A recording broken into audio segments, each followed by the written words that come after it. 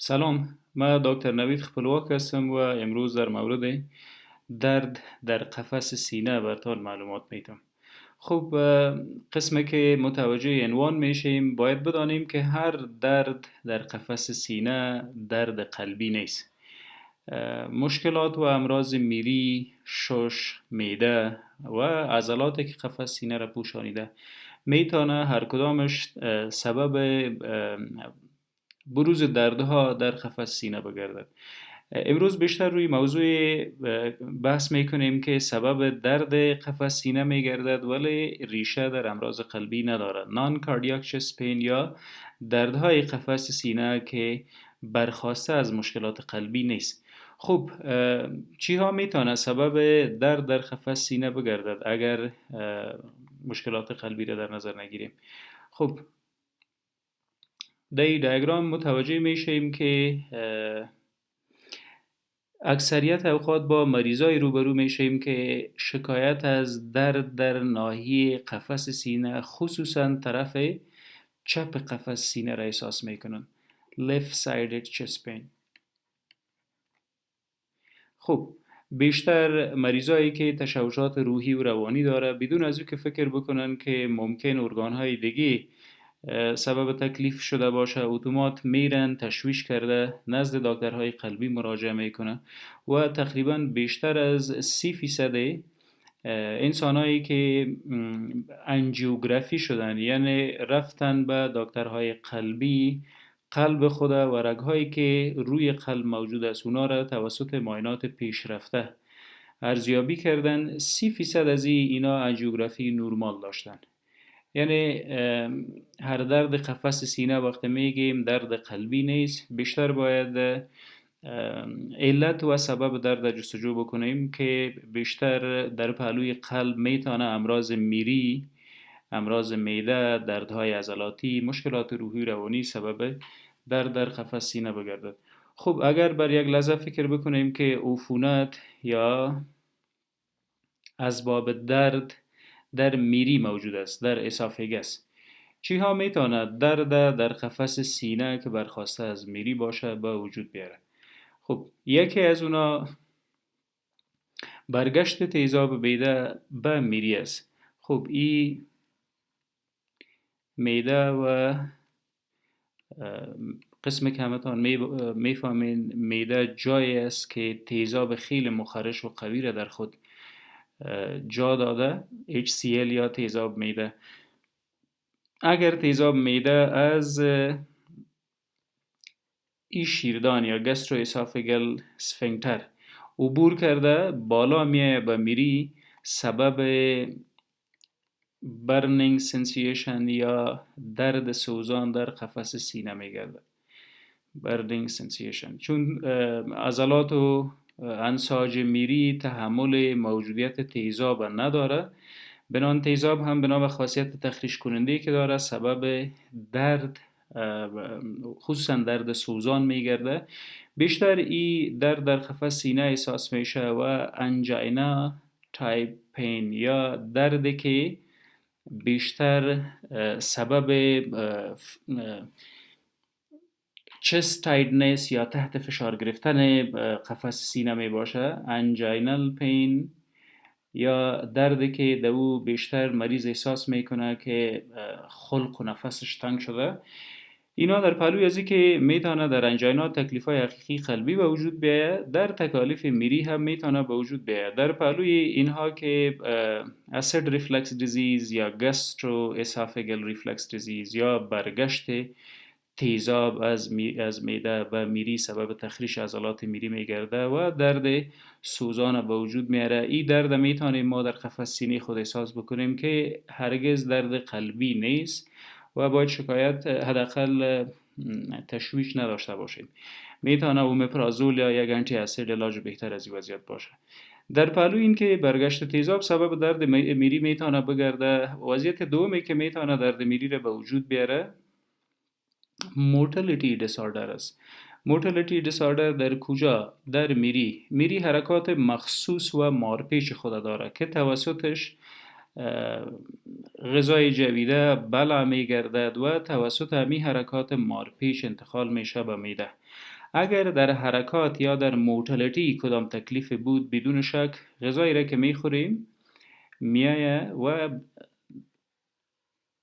در مسیر حرکت خود به معده بند میماند. درست؟ که بیشتر این تکلیف ها را تحت عنوان اکلیزیا یا نبود حرکات مارپیچ یا کمبود در بعض اوقات در حرکات مارپیچ معده، در حرکات مارپیچ میری، که اینا هم سبب درد در قفس سینه میگردد و این درد در قفس سینه ربط به صحت قلب ما نداره. در پهلوی موتیلیتی دیساردر، انفلمیشنز، عفونت ها و التهابات در میری میتونه سبب درد در قفس سینه بگردد. خوب مسلما وقت تیزاب از این محیط انتقال میکنه به میری، جایی که تاب و توان تیزاب نداره، با مرور زمان ریفلکس اسوفیگایتس یا امو عفونت و التهابی که در میری بنابر برگشت تیزاب به وجود آمده به وجود میآید و سبب درد قفس سینه میگرده، که بیشتر مریض احساس میکنه که ممکن خدای نخواسته به مرض قلبی مبتلا شده، که هرگز چنین نیست. در پهلوی آفات و مشکلاتی که در میری به وجود میآید سبب درد قفس سینه میگرده، بیشتر در جوامع ما مشکلات روحی و روانی، دیپرشن یا سایکولوژیکال دیساردرز یا سایکوسوماتیک پین، یا هم دردهای عضلاتی که بیشتر توسط تشوشات روحی و روانی به وجود میآید، مثلا قهر، غصه، تشویش، اضطراب، دلهوره، ترس، بیم، بیخوابی. همه از اینا از جمله فاکتورهایی است که روی سیستم عصبی مرکزی فشار میاره.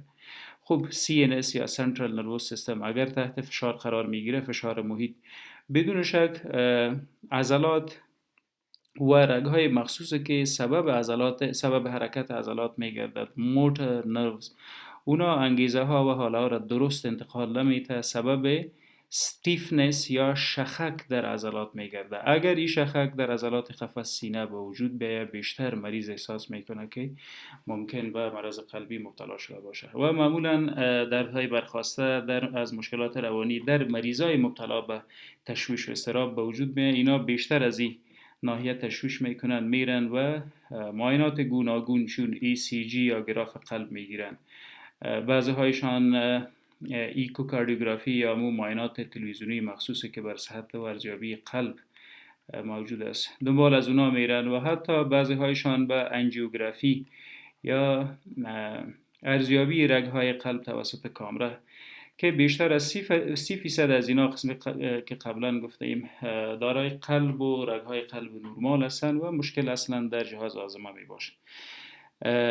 در پهلوی جهاز هاضمه سایکولوژیکال کازز یا مشکلاتی که از تشوشات، دردهایی که از تشوشات روحی و روانی به وجود بیاید، بیشتر سبب از این دردها میگردد. در پهلوی اینها گاسترایتس، عفونت معده هم گاهی اوقات سبب درد قفس سینه در خصوصا طرف چپ قفس سینه میگردد. گاهی اوقات به شانه و گردن ما انتقال میکنه که در این وضعیت مریض بیشتر فکر میکنه که حتما دچار مشکلات قلبی شده، چون این نیست. اکثر اوقات دردهای معده در قسمت چپ قفس سینه بنابر رگ‌های عصبی که در این ناحیه مشترکاً موجود هستند احساس میشه و از این ناحیه باید حداقل تشویش نداشته باشیم. گاهی اوقات دردهای عضلاتی که در عضلات قفس سینه به وجود میاد سبب میگرده که ما احساس بکنیم دردها در قفس سینه را. اگر متوجه اسکلت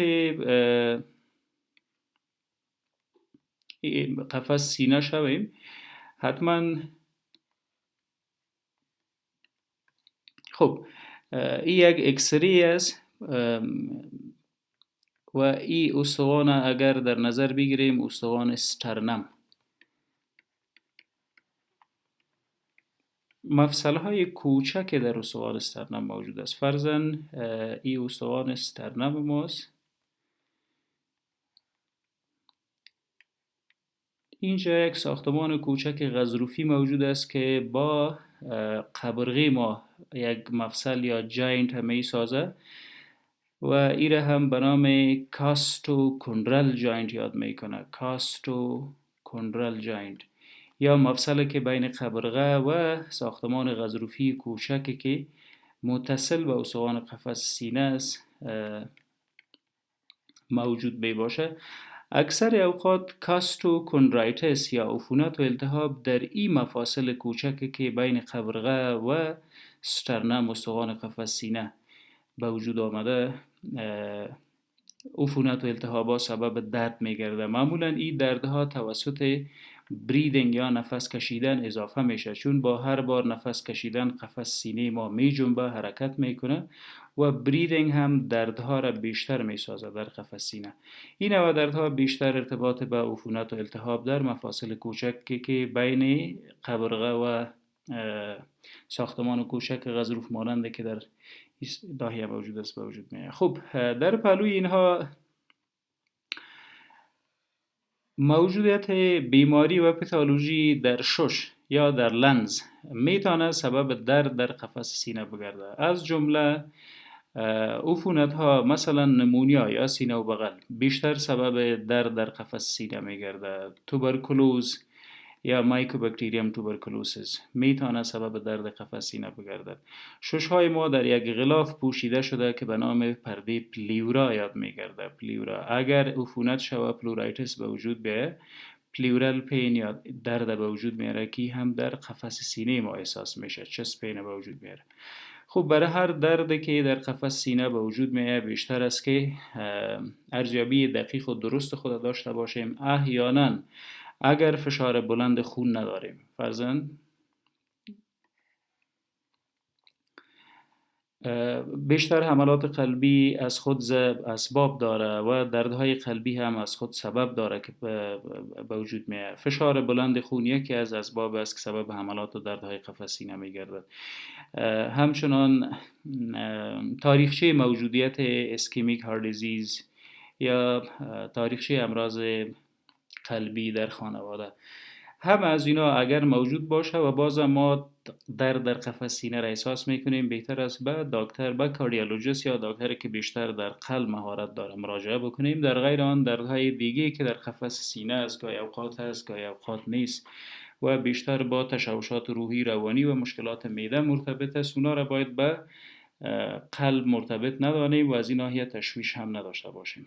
ممنون.